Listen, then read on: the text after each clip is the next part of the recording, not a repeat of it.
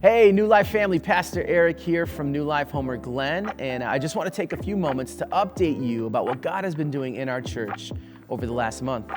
As you know, we started at the beginning of the year by consecrating 21 days as one church, all of our locations coming together to pray and to fast, asking God to do things that only He can do. Throughout this entire season of these 21 days, we've seen locations have worship nights where God did some incredible things, meeting people in their brokenness, confronting people of issues that God wants to change in them, but we saw God do amazing things. The theme for this year, Pastor Mark talked about this a few weeks ago, was getting ready or get ready. And the idea is, God, if you were to do something amazing, would we be ready for your move?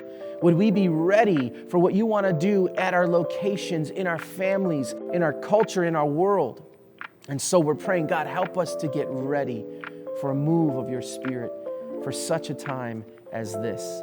So remember that. I pray even though the fasting and praying season is done and you're able to eat whatever you want to eat now, remember that theme. Remember why we were pressing in to begin with, to hear from God so that we could be ready for when He moves.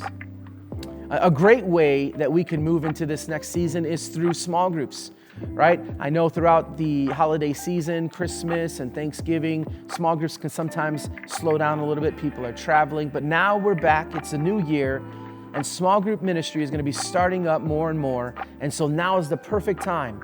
A perfect time. If God's been speaking to you through the fasting and praying season, now is the perfect time for you to get into community. That will never happen accidentally. That will only happen intentionally.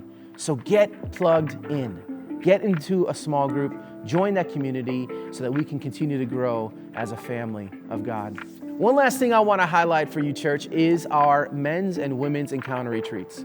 Now, for some of you who are newer, you're like, well, what is that? And I get you, because we haven't done one in 2 years.